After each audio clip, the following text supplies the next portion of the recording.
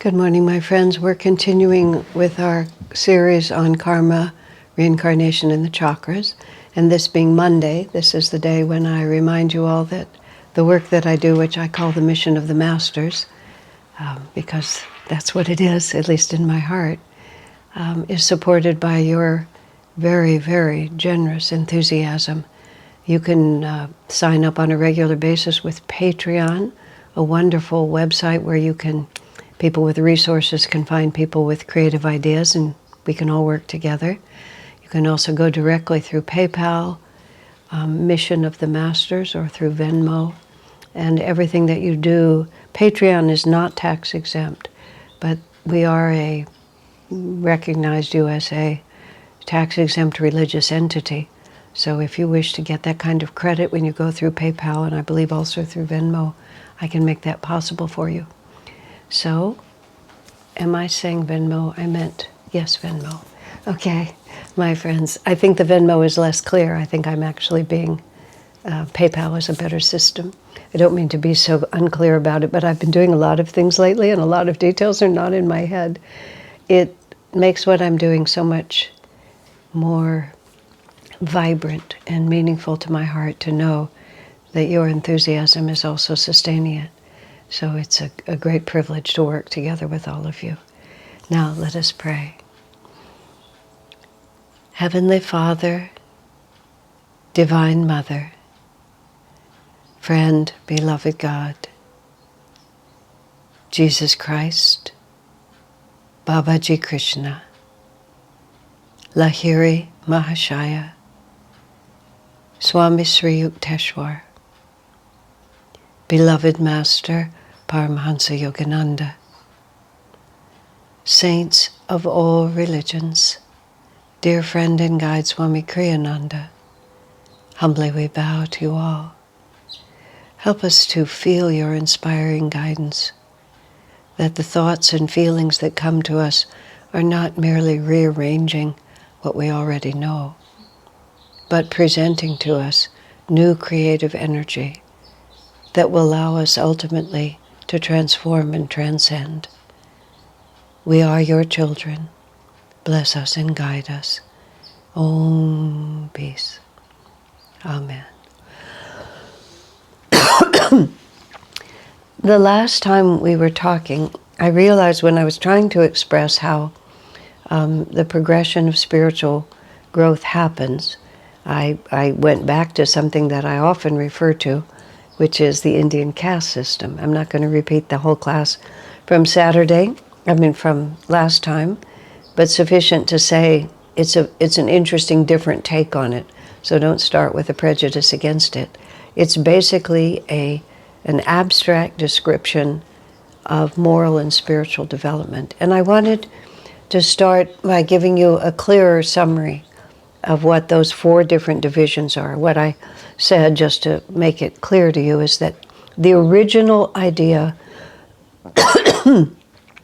of the caste system had nothing to do with social position. It certainly was not an instrument of oppression. It was an enlightened understanding of the fact that because of the process of reincarnation and the karma that goes with it, which is what we're here to describe, so you have to just hold that thought if you don't already understand it. We all forward, what is forward for each of us is different because it depends on where you're standing. The example that Swami Kriyananda often used to explain this is Mahatma Gandhi went to law school and became a qualified attorney. He lived for a time in South Africa and used his legal skills in various ways to work for social justice there.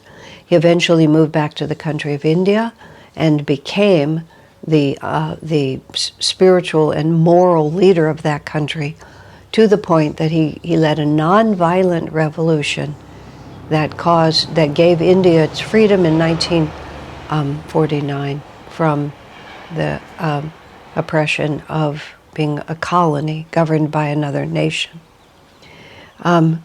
During that time, he was still a qualified attorney.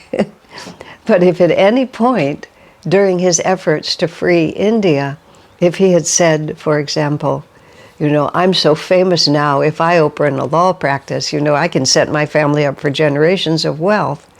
Everyone who would have seen him would have thought that what had happened is he had had a very expanded vision of what his life was about and what the values were that he would follow.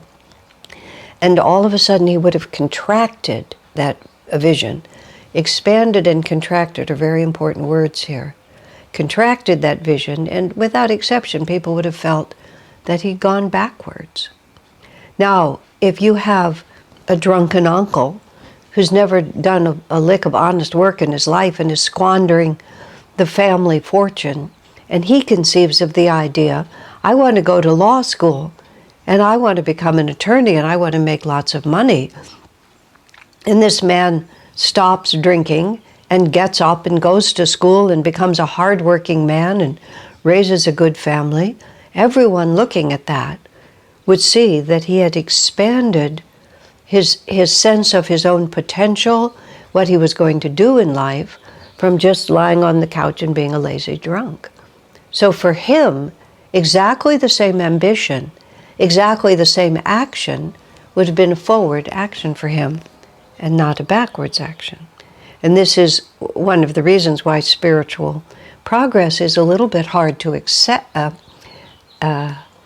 assess just from a sort of a linear, this is good and this isn't. There was a period of time in my own life when I was very anxious about conflict. It was the way I was raised. It was a temperament that I had at that time. It just in my family we didn't have a lot of emotional expression. I wouldn't say that we were repressed, but my father really did not like conflict. And as a result, we weren't like that. If somebody started yelling, it was like very close to the end of the world in my family. A woman friend of mine who grew up with 2 sisters, 3 girls, fairly close in age, she said, every dinner time ended up with one of the girls bursting into tears, getting up from the table and running, slamming the door behind her. She said it was just normal life. Another friend of mine who was of Italian descent, he married a woman who was from another culture entirely. And she was very controlled in her expression. And they had a lot of difficulty for a long time because he felt if no one was smashing dishes, nobody was upset. And he didn't understand that the expression, I'm very upset, actually meant anything. It had to be followed by some kind of, crockery against the wall. All of it, you see, we're all very different. And I was at a point, and this was when I was just turned 19, and maybe I was almost 20 by then. And as it happened, I began to realize, and I was devoted to the spiritual path, but my idea of being spiritual was to be nice. Now, in other contexts, I give classes called the 8 manifestations of God, and they are love, joy, peace, calmness, energy, power, light, sound, wisdom. That's 9, but whatever it is, it's 8. I think I got it right. Nice isn't one of them. It's just not on there. There's power, there's love, but nice is not one of them. But I thought I had to be nice, meaning I couldn't make waves. And I realized that for me, to be able to make waves, to express, dissonant ideas, was expansive, because my apparent harmony was not really harmony, it was fear. At the center of my action was not freedom, it was fear. As it happened, because God arranges things perfectly, I lived for that summer in New York City. Most of my life has been in California. California, San Francisco, it's mellow. This was even the summer of love, was this time in San Francisco back in the 60s. But I was in New York City, and what is considered completely normal, acceptable behavior in New York City was a huge step forward in being outspoken and expressing what you wanted for me. So I started practicing just standing up for myself. You know, somebody tries to get the taxi in front of you, you say, no, this is my taxi. People cut in line and you in the market and you say, get behind me, this is my place. The fruit vendor literally would put his thumb on the scale and try to make the weight a little higher. And I would, you know, tell him to just get your stupid thumb off of my apples. And he would just laugh. I mean, it was like if he could get away with it, sure or not. And so I just learned to say what I wanted to say and to say it strongly in an atmosphere in which I was able to do that. And that was very expansive for me because I was discovering, I was dissolving that fear of standing up for what I felt needed to be said. Then I began to enjoy it. I began to look forward to opportunities when I could have conflict. And I realized, no, we've gone too far. It was expansive to a point, and then it became contractive again, because instead of my looking for other ways to expand my consciousness in the direction of true enlightenment, I began to enjoy having power over people. And that was contractive, you see? But it all just depends on where we're standing. And much later in my life, my ability to have direct conversations, even that were unpleasant, has served me extremely well. And I'll just finish this because it was actually all of a piece. Years later, when I had become more comfortable with this, a friend of mine, I was involved in a very big project. And we were all under a lot of pressure, and I was more or less in charge of the project. And this friend, this was the same friend who grew up with the three sisters, and the two sisters, and they would scream at the dinner table every night. And she was really tense about something, and I had asked her to do something, and it was just the last straw. She just blew up. We were in the middle of, we were at Ananda at that time. We were in the middle of what was the publications building, which had 3 stories with an open stairwell in the middle. I was at the top and she was at the bottom. And she just started in. It just, just reacting and yelling and making this huge noise. And I just sort of looked at her. I wasn't the least bit upset. I was thinking, she needs to fight with someone. And best of all, let her fight with me. So she started yelling. I started yelling back. She yelled even stronger. I yelled even more. Everybody in the office could hear us. We just sort of escalated about 5 rounds. I could keep up. And then she crested. And then she began to come down, so I came down with her. We just did it. But afterwards, this is what I thought that was so wonderful. Wasn't that wonderful? She needed somebody to fight with, and I could fight with her. And there would be no consequences, she could. And I felt so like, I thought of New York City, and I thought, isn't that wonderful? I just became, one more thing I wasn't afraid of. And therefore, when life asked it of me, it was just, there it was for me to offer. Now, what we're working with when we're talking about our spiritual progress, why we are here. Well, in St. Paul, in the Bible, he has this wonderful statement. I thought it was from Jesus for many years, but now I know it's from St. Paul. Perfect love casts out all fear. Fear and love, these are the 2 opposites in the world. When I was 18 years old, and I went to university for 1 year, the first week that we were there, it was a private college, Stanford actually, and they had all the freshmen came a week early. So there were very few upperclassmen, just the few residence guides that were helping us. It was almost all freshmen on the campus, and it was some hundreds of people, I don't know how many. All of us were 18 years old, essentially. We were all absolutely scared to death. Just, and it wasn't so much, well, some people were scared of the school, but we were scared of each other. It was just like we were so scared that we were going to make a mistake and that somehow we would ruin our college life. I don't know what it was. It's that we entered into social gridlock. It's like nobody could move. Everybody was kind of like trying to be nice and make this happen. And I remember vividly, this was before I knew anything about the spiritual path, I thought somebody has to break the gridlock. And I was just as scared as everyone else. But I decided to pretend I wasn't.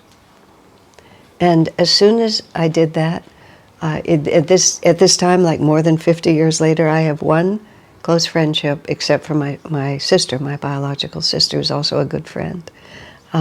One friend who doesn't live within the Ananda world. All my friends are connected to Ananda, including my sister. But I made that friend like within hours of making that decision. And several other people that became extremely important to me during that year, I met them all practically the first day I made that decision. And later, when I heard love casts out fear, once again, you see, we're always progressing. Just because we don't yet know what we're doing, just because we have no words for it, it doesn't mean that we're not doing it. Because it's exactly like the way water makes its way toward the sea. You know, the spring coming up out of the ground doesn't have in its mind, oh, I have a destiny, I am going to merge with the ocean. But all water flows toward the sea. It just does eventually.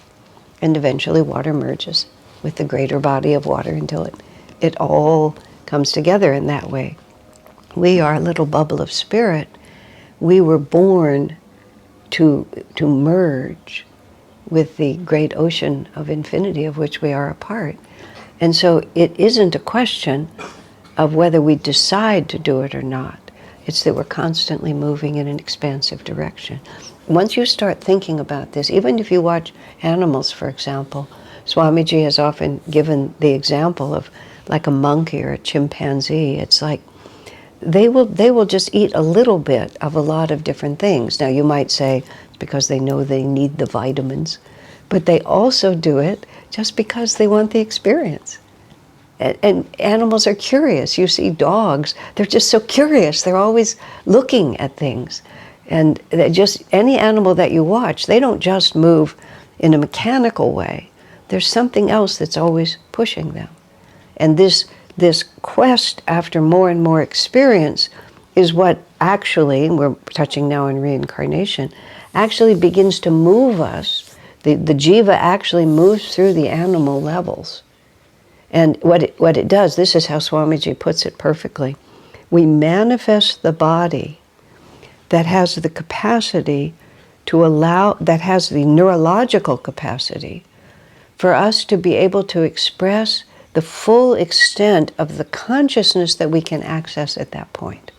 Now that's a lot of words, but for example, the potential of a lizard's body, just because of the neurological system that's in there, the size of his brain, his capacity to reflect, and so on. The lizard can have certain experiences. The lizards can have more experiences than, say, a spider, or let's say a worm that's just underground. The worm has certain experiences, but after a while, been there, done that. Swami Kriyananda wasn't much for slang, but he loved the phrase, been there, done that, because it just describes the whole reincarnational cycle. After a while, you've just, I, the individual spirit, has just done everything you can do as a lizard. You need a more complex social order. You need a more complex physiology. You need more capacity to expand and have experiences. You know, you get all the way up to the extremely sophisticated social order of an elephant, for example, which is much more complex. I have not been kind to spiders that come into my house. The rule of the house has been death to all intruders for a very long time. But recently, I've decided this is perhaps not the best policy. So I've now started carrying them outside. But now when I carry the spider out of my house, I think, am I separating him from his children? Will he be discombobulated without his own home? Where does he live? I don't believe that his social order is as sophisticated as an elephant. But you can see sort of even among the animals how you begin to progress up, and you keep needing a more and more complex body. I sometimes see dogs. I'm not an animal person, you might deduce that. I don't relate much to animals, but I observe. And you see how curious and eager dogs are, and they just do stuff all the time. But what they're always doing, you know, they're running and looking at this bush, and they're running and barking at this person, and they're running and going to do this, and then they're sniffing. And then you see dogs that become like service dogs, or help disabled people, and even emotional comfort dogs. And I thought to myself, oh God, it must be such a relief to finally have meaningful work. Just all those lifetimes of just barking at squirrels and, you know, sticking your nose into some pot of meat or something like that, to finally actually be able to make a contribution. And I think that's a real reality. And then we reach a certain point, here I am talking about something completely other, but we reach a certain point where no animal body is sophisticated enough for the consciousness potential that is growing within us. And this is the great divine mystery, that all of life is being drawn upward into more expansive awareness. You know, this is what Darwin observed in the physical world, and I'm no expert there, so I can't go there, but he sees how it's progressive. And he didn't catch it from the angle of it's actually consciousness that's expanding, or self-awareness. Self-awareness is what's growing, because we are divine beings, and our destiny is to realize who and what we really are. And we go through all these different levels of learning until we have experienced to the full what the potential is. And the primary difference that turns over when we get into the human level is the way, and I explained all at the beginning, sort of what I'm saying and why I'm saying it. This is all the traditional teachings as Yogananda and Kriyananda have expressed them, is the level of gradual self-awareness. I mean, like a dog, many animals show qualities of consciousness that in some cases are much more refined than the way many human beings behave. It's self-evident. But a dog does not have, as an example, and Master said, horses, dogs, and monkeys are the most advanced animal forms. Advanced means the greatest potential for experience and for expanded consciousness and for self-awareness. But even a dog, as an example, he can't speculate. He can't say, there were 8 puppies in my litter, you know, and 2 of them went to Dallas and 1 of them went to Africa, and here I am in San Francisco. I wonder why I came to San Francisco and didn't go to Dallas. It's just like he doesn't have the self. He can love his owner and gloriously and selflessly sacrifice his life for the one he loves, which is definitely an expansion of consciousness, but he doesn't have the self-awareness to reflect on his condition, and he doesn't have the free will the free will is not exactly the right, but it's self-awareness to then act upon what he understands and influence his own position. And that's what begins to happen when you have a human nervous system. And of course, when you first, and this is just the way it is, when you first come in up from the animal level, your way of relating to the world is still, to a very large extent, animalistic. So it's about food, it's about mating, it's about sleeping, you know, it's about just running around and doing stuff, you know, and it's also about exploring the great potential of this wonderful new body I have and all these things that I can do with it. And that's when I was starting to, what I did describe last week when I was talking about the Shudra, the peasant, the physical laborer. The world is still very much defined by the physical body, but all of a sudden we have opposable thumbs, we have hands, and then we can think about it.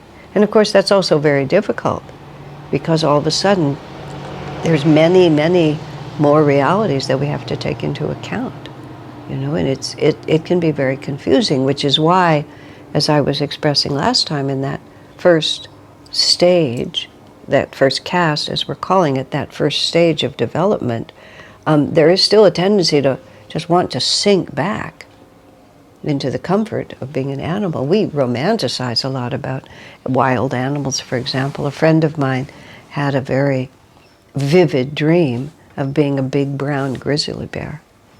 If grizzly bears are brown, but a big bear. And I because of who he was and the way he expressed it, I believe that it was a true experience. He said his world was really pretty simple. He was hungry, he was afraid, or he wanted to sleep. And it's just sort of basically what he did. He was looking for food. I remember Bharat, who is under his American name Joseph Cornell, is extremely well known extremely globally known for his environmental and his nature awareness work. And I just remember once he was talking, and he said, he was talking about rabbits, and he pointed out that everything eats rabbits. And then he was just talking about what it is to be a rabbit, because somebody's always going to be trying to eat you. It comes from the sky, it comes from around you. One of the reasons, he said, that rabbits reproduce so much is because everyone eats rabbits. So that's what it is. So we romanticize these realities, but when we begin to move out of that into a greater state of self-awareness where we can reflect, do I have to be hungry all the time? Do I have to be afraid all the time? What can I do to make myself more secure? And you see, if we really reflect on it, and I'm trying to build a steady case here for karma and reincarnation and how it works, because the question that comes, that is, coming in through the social media where these things are published a lot, it just keeps coming over and over again, is why? How can it be fair? Why is this happening to me? What is this about? And then it's always a list, and it's often about death. But something awful from our perspective has happened. Someone wrote recently, and I'm not in any way making light of this. This is the human condition. I've always been afraid of losing my father, and now my father has died. I think, wow, that's a tough one, because chances that your father were going to die is about 100%. It's just like, of course your father was going to die. Now, of course, that was a nuanced question. Die young, die when I still need them, whatever it might be. It can be a karmic memory of losing your father. There's so many pieces to it. Of course your father is going to die. So the question is, how is it possible? The real question is it possible to expand our consciousness to the point where it's not that my father is not going to die. My father died. Every father dies at a certain point. If we live long enough, we will see the death of our parents. But it's worse if our parents see our death. So then we don't have to lose our fathers, but they have to lose us. You see, it's a kind of a no-win story there. And it's not that anything that we can learn here can actually make that fact different, death being the ultimate one, because there it is. But this is the way, and this is where expansive and contraction works. If you have a black spot in your reality, whether it's how I think about myself or something that's happened to me, and if you take that black spot and you put it here, and you put it over your eyes like a blindfold, and even if your eyes are wide open, you put this black spot here, my world is a black spot. And it is. People can tell you it shouldn't be, but if the black spot is over your eyes like a blindfold, your world is a black spot. And if that black spot is beyond your control, which most things are, but let's use death, somebody older than me on whom I depend is probably going to die before I do. I've been talking about animals. My beloved fur companion is going to die before I do. Here's the black spot. You can't do anything about that. But if we start expanding our perspective and extend our arm, instead of holding our hand over our eyes like a blindfold, and here's the same black spot. It's exactly the same size. Nothing has changed. But if now we are seeing a great picture of life and the universe and waves of energy coming in from here, going through the black spot and going on, we haven't changed it. You know, this is the question. People are still suffering, sometimes horribly, but all of a sudden, the picture that we hold is like it is literally seeing the whole tapestry instead of just one little thread. And that's what all of this really opens up for us, is we can expand our perspective, expand our consciousness, so the same reality suddenly forms a very different picture. And everything then begins to change for the better. So, on that cliffhanger note, we'll end for today and see you tomorrow.